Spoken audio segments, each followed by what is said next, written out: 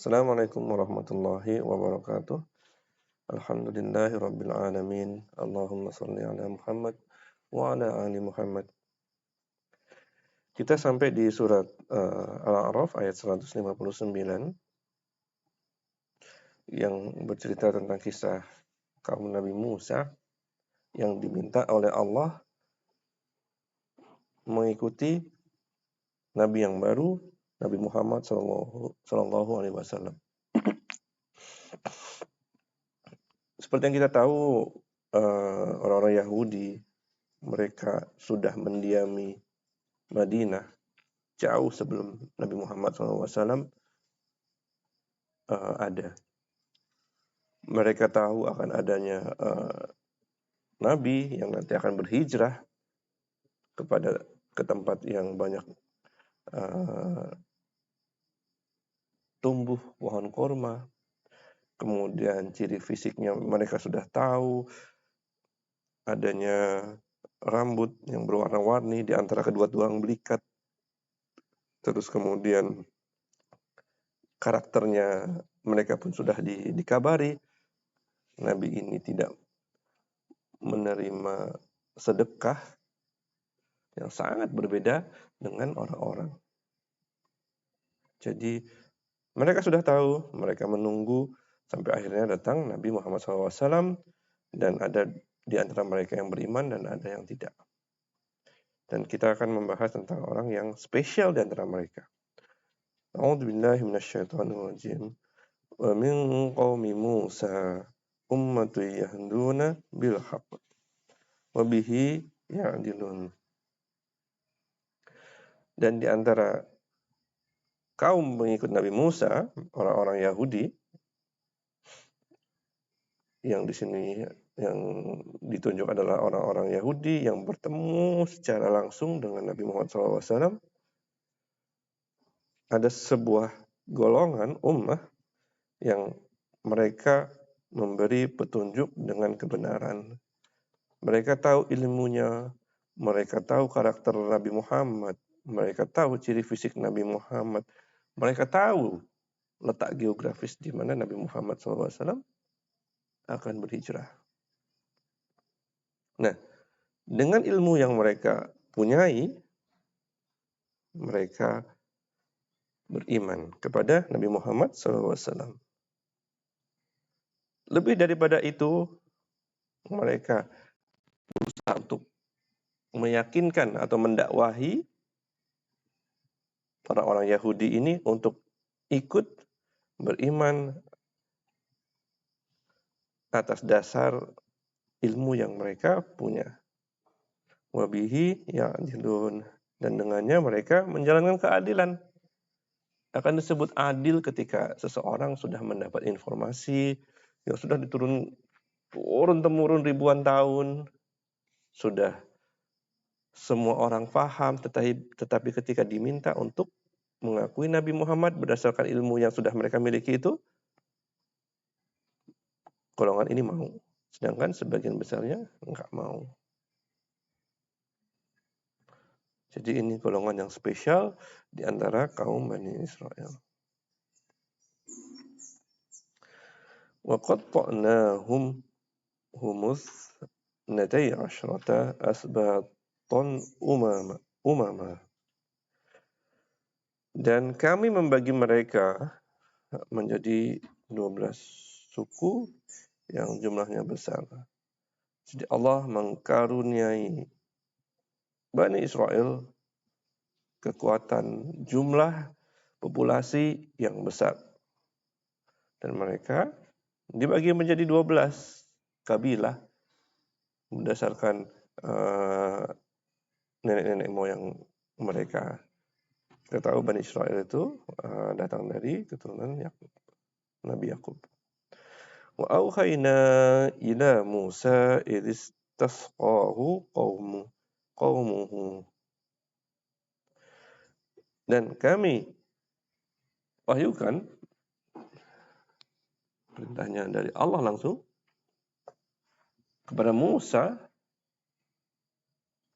ketika kaumnya meminta air.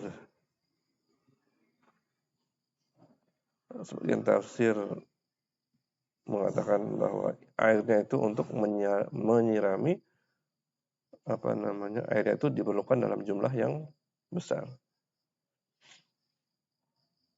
Anidrib bi'asakal hajar.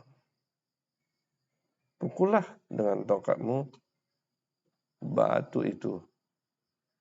Jadi tongkat yang dulu dipakai untuk membelah lautan dipakai untuk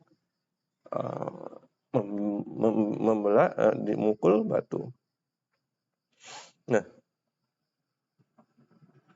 hal yang ajaib terjadi fa'anjasat minhu nata asyrata aina. Maka memancarlah darinya 12 mata air. Dari mana ceritanya batu itu tersambung dengan reservoir air? Tentu hal ini tidak dibahas karena ini merupakan suatu hal yang dimasukkan ke dalam Quran, pasti peristiwa yang luar biasa. Jadi memukul tongkat, kemudian muncullah air yang deras untuk 12 kabilah atau suku itu. Nah, jadi ke-12 suku itu tahu di mana tempat mereka mengambil air.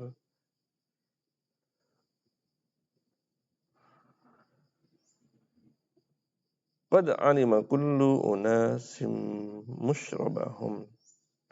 Sungguh tiap-tiap manusia tahu tempat minum mereka. Wa dhallalna 'alaihimul ghamama. Dan kami dan Allah menaungi mereka awan.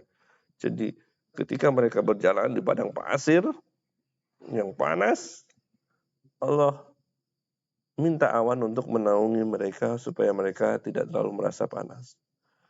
Jadi di sini Allah menceritakan tentang nikmat luar biasa yang Allah bagi kepada Bani Israel.